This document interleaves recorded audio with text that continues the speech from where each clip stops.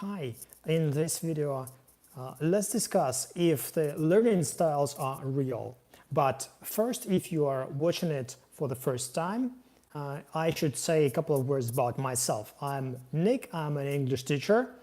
I teach via Skype, so if you want to improve your English or pass your international exams, you can contact me. Now let's cut to the chase. While doing my CELTA course, so what's CELTA? It's a Cambridge certified like teaching course, you know. I've encountered this information about learning styles, you know, that some people are visual and that's how they learn best, and the others are reportedly kinesthetic, you know, these kind of things. And well, I get interested in it, and I had a feeling like, oh yeah, it makes a lot of sense, because maybe I am auditory, because I love listening to music, and music means a lot to me throughout my life. And especially in my early teens, I loved music, and I spent a lot of times thinking about music and watching these MTV clips. MTV was very popular at that time. But then I thought, like, how is it going to help me in teaching? Then I imagined my class. For example, little Kate is visual, right? And for example, little Johnny is all auditory, so he prefers to listen instead of watching.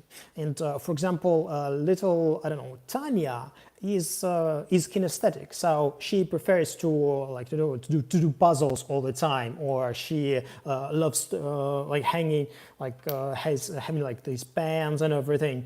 And maybe I should appear in front of Katya because she's like visual, right?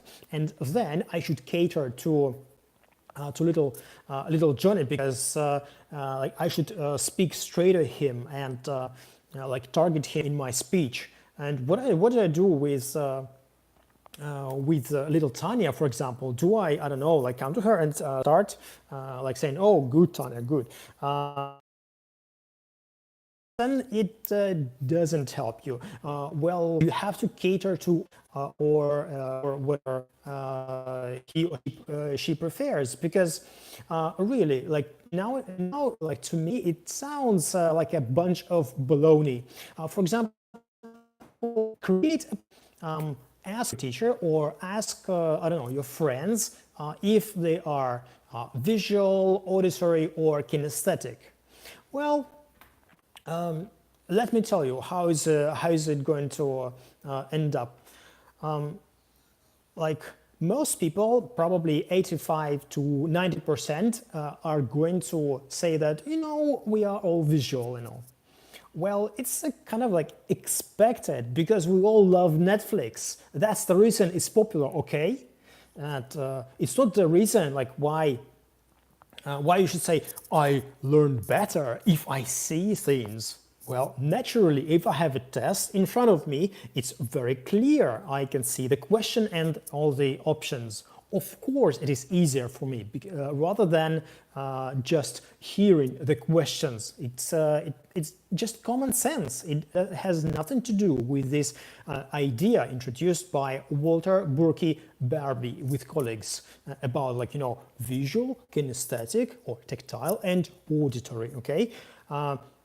And what's going to happen next in this poll? Like many people will say that, well, you know, it's kind of difficult to decide whether I am auditory or I am all visual, because I love Beyonce. So that's the reason. Like, if I love listening to music, and in general, I listen to the audio books, and I love having these conversations with my soulmate, you know. And is that a reason to become a like officially auditory person? Well, I don't think so.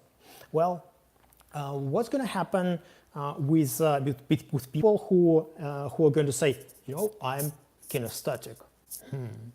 Well, what are the reasons for myself voting as a kinesthetic? Like, I'm kinesthetic. Like, I thought of it for a minute and then I came up with a couple of ideas. So one case for me saying that I'm kinesthetic is that I would boring, and I'm at a class where everyone's boring. So just to see what the teacher is gonna do, I'm going to say that I'm kinesthetic. Yeah, like seriously. And like, what's gonna change? Nothing. Just it's going to become less boring, and the teacher is going to have more data about students. That's it. Okay, what is the other reason for myself voting for kinesthetic? Well, the reason is when I want to show off. Like, I am unique. Look at me, how different I am. Not all of you, this gray mass of all these students that are kind of visual or that are auditory. You're listening to music and watch Netflix, and because of watching media.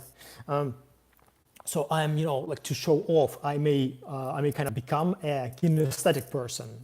And the third reason I want to appeal kinesthetic in a group. I'm a male person in an English group, and the vast majority, of course, are female students, because especially in places like Eastern Europe, or for example, what are the other parts of the world? Like, who learns English? Mostly women, because many men are off doing I don't know, like earning a buck, trying to work as a taxi driver. No offense, that's nothing wrong with trying to earn a buck. So, from my experience, many of the students in a group are female. So you are a man, and you say like, I think I am kinesthetic because I have a cat, and everyone becomes like, oh, it's so cute. You do have a cat. It's wonderful. You're such an emotional being. Oh, it's so nice. So for a couple of minutes, you become like the at the top of the hill. Yeah, like I won the lottery. Like I have like all the attention. So what?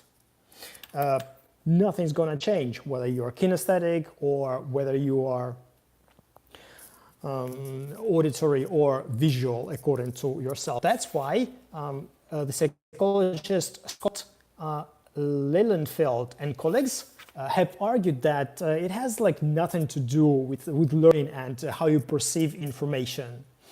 Because really, let's think of my teen years, when I loved listening to music and I spent a lot of my time listening to the same melodies. So was I learning? I don't know. Of course, it remained in my memory forever, because all these phrases that I can hear today, like traveling and like communicating with people, I can kind of remember them from the past, because they all were in the music. But what? Well, how many times do I need to listen to this or that melody before I learn English? I don't know. According to the Ebbinghaus learning curve, forgetting curve, unless we repeat 7 or 8 times the same piece of vocabulary or a grammar structure we are studying throughout the months, nothing's going to happen. We are not going to remember it. That's the thing. So, you want to learn English by watching Netflix? Okay, good luck. Yeah. Okay. Well, however, you can disagree with me, but contrary to a popular belief, I would say that like succumbing to this like division into this visual, kinesthetic, and auditory types of learning is the same as hiding in your comfort zone. For example, if your English teacher is writing something on the board and the student is like, You know what? Like I'm actually all auditory, so I'm not going to, to think much, and I'm not going to look at the board because it's not my learning style. Maybe tomorrow or maybe never. I should remain auditory. I will listen. So maybe tomorrow when I'll listen to the audiobook or I will listen to the same audio at home or maybe not. So what is it? It's just straight laziness. So by lazing around, the student is not going to learn. So the one only is going to learn by active engagement. So when he or she is grasping the material, trying to like whether it's visual, whether it's a video, or whether it is an audio. So when is actively engaging in it, so like fully mindful, all in it, motivated, then you're going to learn. Not because it's, oh, it's kinesthetic, I can touch it, ha ha ha. All right. What else I want to say? I want to add something that this model of like kinesthetic and stuff has then like later been developed by Neil Fleming with social learning. So instead of these three, Fleming introduced visual, auditory, and then physical and social learning. So what is social? Social, obviously, what happens when we discuss things as a part of a discussion group at an English lesson. And you probably remember a lot of these things. Like the teacher gives you a question or a paper with this question, and you're supposed to mingle or to find someone who or just answer and ask questions. Well, social learning, of course, going to help you because even the communicative approach is very viable nowadays. Although many deem to name it obsolete, still by communicating, by engaging with the others, by becoming the part of the group, taking part in some project, especially if it is like a problem-based learning or project-based learning. So by doing so, it's of course a great way to learn. But this theory has limited application in an English classroom. That's all I wanted to say about learning styles. Thank you for watching. The first thing I will ask you is to please like this video if you did, because social capital is everything we have. And also, tell me what you think about these learning styles. Are they valid, or are they a bunch of baloney? Thank you for watching.